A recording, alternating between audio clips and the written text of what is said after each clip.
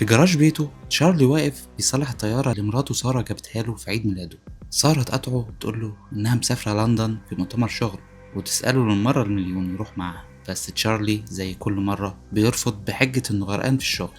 شوية وقت وبيوصل تشارلي لمقر CIA ورايح للقسم اللي شغال فيه اللي هو فك الشفرات.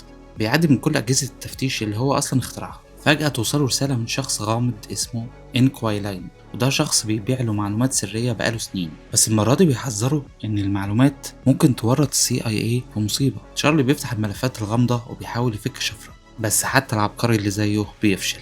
بعد الغدا بيرجع لمكتبه وتكلمه سارة تقول له إنها وصلت لندن، بس تشارلي كان متابع تحركاتها من الأول لأن ده الطبيعي عنده. ما بيتكلموش كتير لأن تشارلي مستعجل يرجع للشفرة اللي معرفش يفكها، فياخد اللابتوب لمنطقة سرية جدا عشان يستخدم كمبيوتر متطور شوية، وبعد تعب بينجح أخيرا إنه يفتح الملفات. يتصدم لما يلاقي وثائق سرية عن عملية لدرون في شكل تفجير انتحاري، واللي نفذها هو مديره في الشغل مور.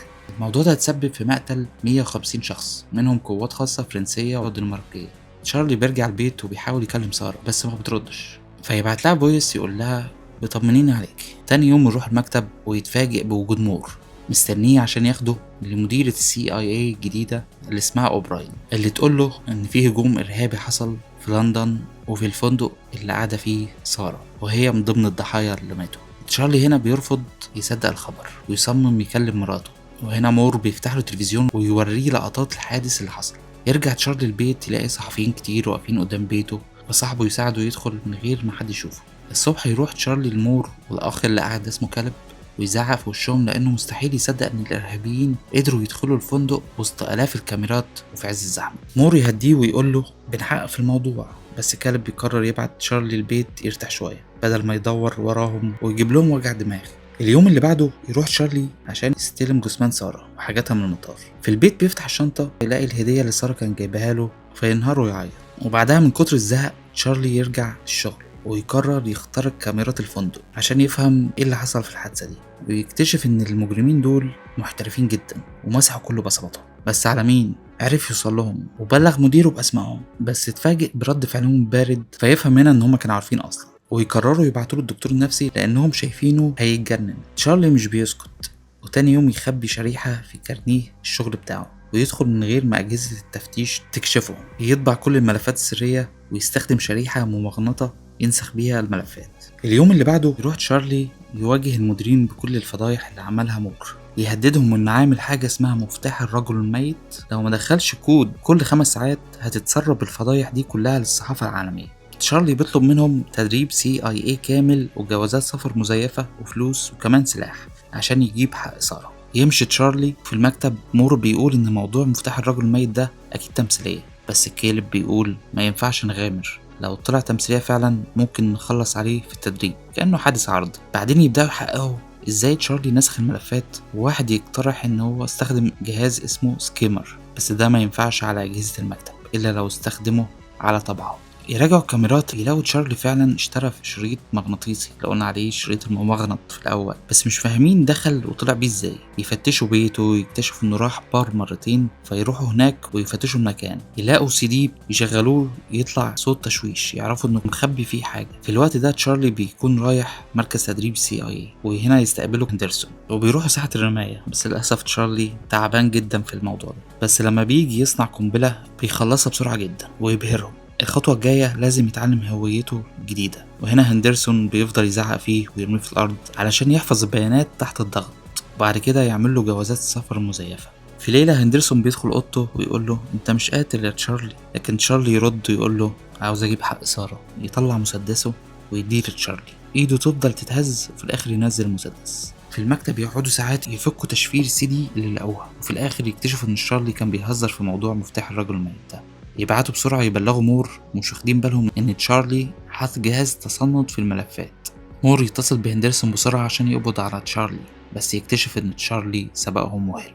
بعد المكالمة مور يلاحظ الجهاز ويكلم تشارلي شخصيا يقول له دي خيانة، فهنا تشارلي يشيل السماعة من ودنه ويركب الطيارة. أول ما بيوصل لندن بيعدي من الجمارك ويروح باريس. الجواز المزور بتاعه بيطلع في سيستم CIA، فمور بيبعت وراه هندرسون. وباريس تشارلي بيحجز أوضة في فندق قريب من مطعم بتتردد عليه جريتشن اللي هي واحدة من الإرهابيين، ولما بتظهر بيبقى قريب كفاية يلقط مكانها ويبدأ يراقبها ويستنى لحد ما تسيب العمارة ويستغل الفرصة عشان يدخل الشقة. يفتح باب شقتها عن طريق فيديو بيشرح فتح الإقفال، وياخد صور من جدول مواعيدها، ويلاقي مسدس ليها في الدرج وياخده معاه. بس فجأة الإنذار بتاع التتبع بينبهه إن جريتشن رجع. بيستخبى في السلم لما توصل، يحاول يقتلها بس مش قادر يضغط على الزناد، ويرجع الأوتيل ويتخيل إن سارة مستنياه، بس الحقيقة هو بيتكلم مع نفسه.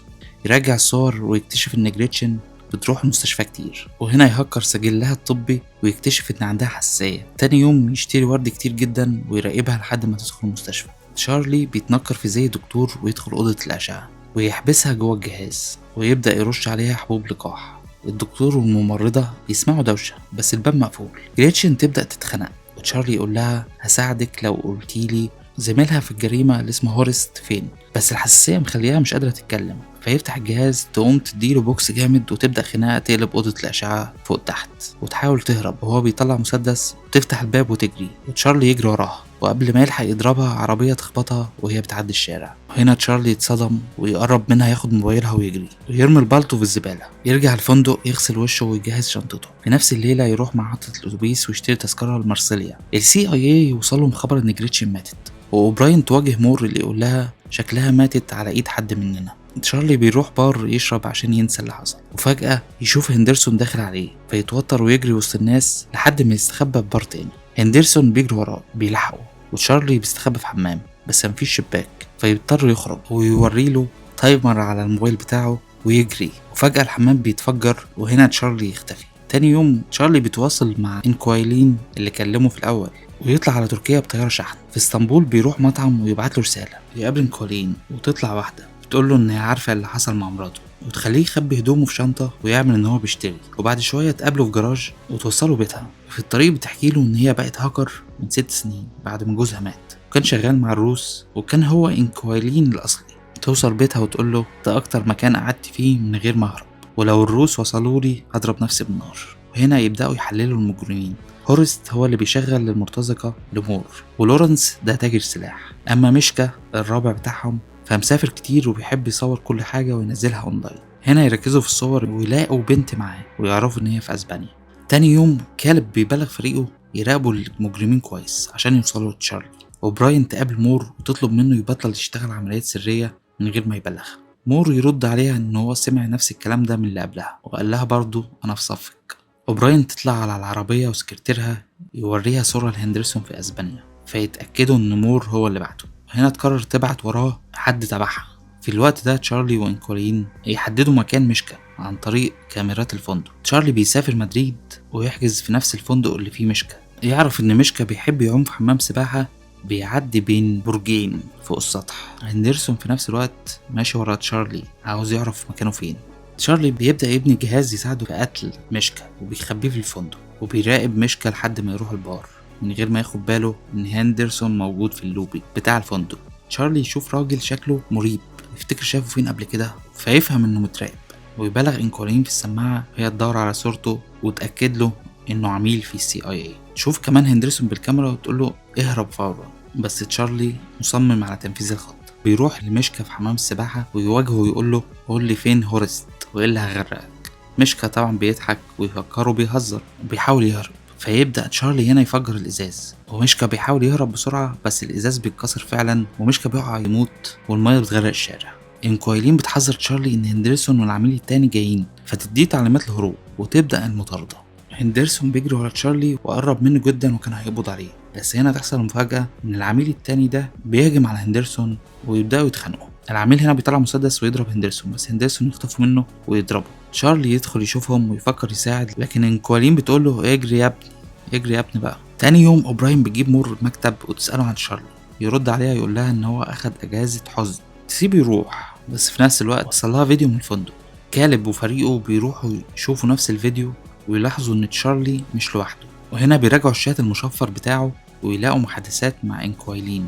بعد بحث طويل بيكتشفوا ملف العميل الميت المعروف بإنكوايلين، وهنا يفهموا إن مراته هي اللي كملت بعده. في نفس الليلة وتشارلي وإنكوايلين هما مع بعض ويشوفوا كاميرات المراقبة يلاقوا عملاء جايين، وهنا يجروا من مخرج سري. وتشارلي يلمح طيارة درون فوقهم. هنا يهربوا المبنى تاني ويخرجوا خالص من الشارع قبل ما العملاء دول يوصلوا للمكان. الكمبيوتر بيكون بيحذف الملفات تلقائي فملوش لازمة خلاص، يجروا على الشط ويركبوا عربيتها بس الدرون تلقطهم.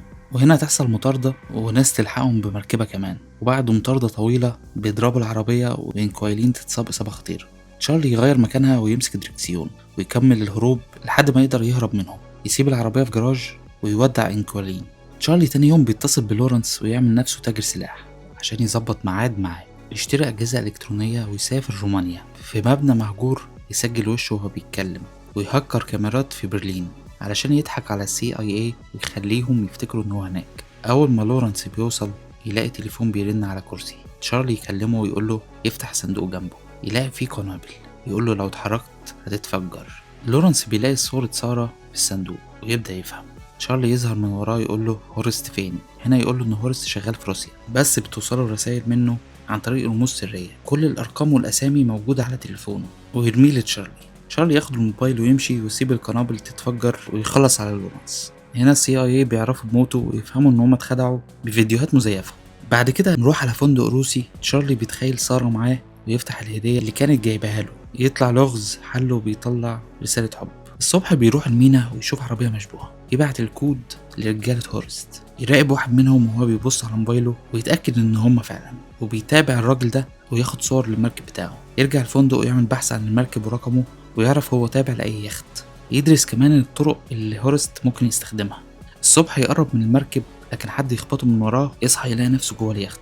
واخيرا بيقابل هورست.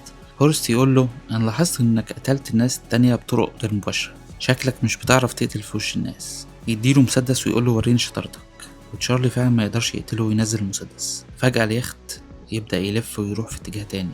تشارلي هنا بيكشف ان هو سيطر على نظام اليخت وهكره، لان هو اللي برمجه اصلا لما كان في CIA. اليخت يوصل لحدود فنلندا وتظهر قوات البحرية والشرطة الدولية يقبضوا على هورست ورجالته. ونروح هنا لأوبراين اللي بتطلع في مؤتمر صحفي تعلن ان هي قبضت على العملاء الفاسدين اللي كانوا بيستغلوا CIA لأغراض مشبوهة. هندرسون بيقابل تشارلي يقول له أنا فخور بك يا عبقري. والله العظيم. في النهاية تشارلي بيزور قبر سارة وبعدها بيركب الطيارة اللي كان جايبها له هدية، وأخيرا بيطير. لو عجبك الفيديو متنساش تعمل لايك وشير وسبسكرايب علشان يوصلك كل جديد، واستنوني في فيديوهات جاية أقوى. وسلام.